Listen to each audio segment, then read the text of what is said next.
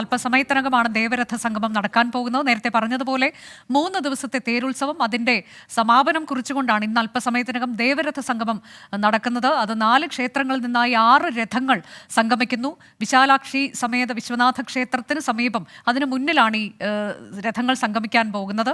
ആ കാഴ്ച കാണാൻ, ഒപ്പം തന്നെ രഥത്തിൽ എഴുന്നള്ളുന്ന ദേവതകളെ തൊഴുന്നതിന് വേണ്ടിയൊക്കെയാണ് ഭക്തർ അങ്ങോട്ടേക്ക് എത്തുന്നത്. കഴിഞ്ഞ ദിവസങ്ങളിലെല്ലാം 10 ദിവസമായി തുടരുന്ന ഉത്സവമാണ്. അത് പല പരിപാടികൾ, സാംസ്കാരിക പരിപാടികൾ, വേദപാരായണം ഉൾപ്പെടെ ഉണ്ടായിരുന്നു. അതിൻ്റെ പരിസമാപ്തി കുറിച്ചുകൊണ്ട് ഇന്നിപ്പോൾ ദേവരഥ സംഗമം നടക്കുകയാണ്. കാലങ്ങൾ കുറേയായി നടക്കുന്നൊരു ഉത്സവം കൂടിയാണ് ഇത്. അതുകൊണ്ട് തന്നെ വളരെ പ്രത്യേകതയുള്ള, ഭക്തരെ സംബന്ധിച്ച് വളരെ പ്രധാനപ്പെട്ട ഒന്നാണത്. കേരളത്തിൽ ഉടനീളം അവിടെ എല്ലായിടത്തു നിന്നുള്ള ആളുകൾ അങ്ങോട്ടേക്ക് എത്തുന്നുണ്ട് എന്നുള്ളത് കൂടി കൽപ്പാത്തി രഥോത്സവത്തിൻ്റെ ഏറ്റവും വലിയ പ്രത്യേകതയാണ്. ഞങ്ങളുടെ പ്രതിനിധികൾ തത്സമയ വിവരങ്ങളുമായി തുടരുന്നുണ്ട്. സൂരജ് സജിയിലേക്കാണ് ഇനി. സൂരജ് ഉള്ളത് പഴയ കൽപ്പാത്തി ക്ഷേത്രത്തിൽ നിന്നാണ്. അവിടെ നിന്നുള്ള രഥം അത് എപ്പോഴാണ് അവിടെ നിന്ന് പുറപ്പെടുന്നത്? ദേവരഥ സംഗമത്തിനായുള്ള കാത്തിരിപ്പിലാണല്ലോ.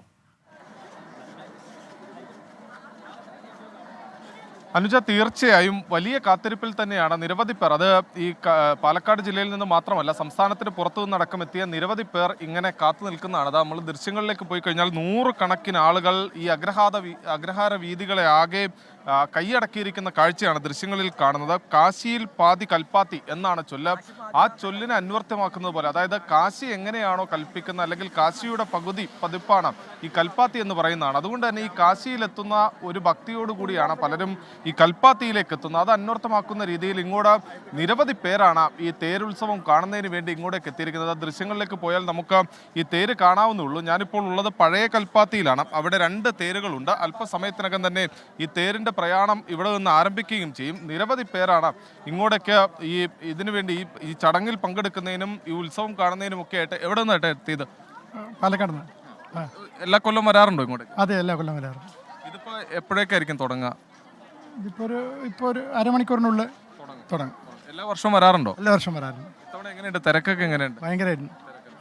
അത് തന്നെയാണ്. അതായത് അനുജ, ഈ തെരഞ്ഞെടുപ്പ് കാലമൊക്കെ ആണെങ്കിൽ പോലും പക്ഷേ ഈ കൽപ്പാത്തിയെ സംബന്ധിച്ച് ഈ ഉത്സവം എന്ന് പറഞ്ഞു കഴിഞ്ഞാൽ എല്ലാവരെയും പ്രിയപ്പെട്ടതാണ്. അത് പാലക്കാട് ജില്ല എന്ന് മാത്രമല്ല, സംസ്ഥാനത്തിന്റെ വിവിധ ഭാഗങ്ങളിൽ നിന്നടക്കം ഇങ്ങോട്ടേക്ക് എത്തുന്നത് നിരവധി പേരാണ്. അതാ സ്ത്രീകളടക്കം കുട്ടികളടക്കം നിരവധി പേര്. എവിടെ നിന്നാണ് ചേച്ചി വരുന്നത്? ഞങ്ങൾ ശ്രീകൃഷ്ണപുരം. എല്ലാ വർഷവും വരാറുണ്ടോ? ഇല്ല, ഞങ്ങൾ ആദ്യമായിട്ട് വരിക. എങ്ങനെയുണ്ട്? ആദ്യമായിട്ട് ഗംഭീരാണ് പരിപാടി. കണ്ടോ തേര് വലിക്കുന്നൊക്കെ? ഇല്ല, കണ്ടിട്ടില്ല. ഇപ്പൊ വന്നേ ഉള്ളൂ, അപ്പോഴാണ് അറിയണത്. ഐതിഹ്യം അറിയില്ല. എന്തായാലും സന്തോഷമാണ് ഇങ്ങോട്ട് വന്നത്. എങ്ങനെയുണ്ട് ചേട്ടാ? 15 വർഷമായി തേന് വന്നിട്ട് ഇപ്പോഴേ വരുന്നത്. 15 വർഷം സൂപ്പറായിട്ടുണ്ട്. ഇത്തവണ എങ്ങനെയുണ്ട്? തിരക്കും കാര്യങ്ങളൊക്കെ എങ്ങനെയുണ്ട്? എല്ലാ വർഷം വെച്ച് കൂടുതലുണ്ട്. തിരക്കുണ്ട്. ചൂട് കുറവാന്ന് തോന്നുന്നു അല്ലേ? ചൂടുണ്ട്. നടന്നത് കൊണ്ട് ചൂടാണ്. വണ്ടി ഇല്ലല്ലോ, ഇങ്ങോട്ട് നടന്നു വരികയല്ലേ, അത് കാരണം ചൂടാണ്. സാധാരണ ഉള്ള അത്രയും ചൂടുണ്ടോ ഇവിടുത്തെ? അതല്ല, സാധാരണ ചൂട് കമ്മിയാണ്. എങ്ങനെയുണ്ട് ചേട്ടാ ഇത്തവണ? ആദ്യമായിട്ടാണ് വരുന്നത്. കണ്ണൂരിൽ നിന്നാണ് വരുന്നത്. അടിപൊളി. കണ്ണൂരിൽ നിന്ന് ഇവിടെ വരെ വന്നു? ഇന്നലെ വന്നതാണ്. ഇനിയിപ്പോ ഇതെല്ലാം കണ്ടു കഴിഞ്ഞിട്ട് പോകും. നാളെ കൂടെ പാലക്കാട് കുറച്ചൊക്കെ കണ്ടിട്ടേ പോകത്തുള്ളൂ. എന്തായാലും അനുജ, ശ്രീകണ്ഠൻ നേരെ അന്വേഷിച്ച് പറയും കേട്ടോ സാർ. പറയാം. അനുജ, എന്തായാലും വലിയ തിരക്കാണ് ഇവിടെ അനുഭവപ്പെടുന്നത്. അതോടൊപ്പം തന്നെ അല്പസമയത്തിനകം തന്നെ ഈ ദേവരഥ സംഗമത്തിനുള്ള തേരുകൾ ഇവിടെ നിന്ന് പുറപ്പെടുകയും ചെയ്യും. എന്തായാലും വലിയ ചരിത്രം, ഐതിഹ്യം, 100 കണക്കിന് ആളുകൾ ഇപ്പോൾ ഈ കൽപ്പാത്തിയുടെ തെരുവാകെ കൈയടക്കിയിരിക്കുന്ന കാഴ്ചയാണ് നമുക്കിവിടെ നിന്ന് കാണാനുള്ളത്. അനുജ, അതെ, ഈ കാഴ്ചകൾ കാണാനായി എത്തുന്നവർ, കൂടാതെ ദേവതകളെ തൊഴാനായി എത്തുന്ന ഭക്തർ, അങ്ങനെ ആളുകളെ കൊണ്ട് നിറഞ്ഞിരിക്കുകയാണ് കൽപ്പാത്തിയിലെ അഗ്രഹാര വീഥികൾ. അല്പസമയത്തിനകം തന്നെ ദേവരഥ സംഗമം ഉണ്ടാകും. അത് 3 ദിവസമായി നടക്കുന്ന തേരുത്സവത്തിന്റെ പരിസമാപ്തിയാണ് ഇന്ന് അല്പസമയത്തിനകം നടക്കാൻ പോകുന്നത്.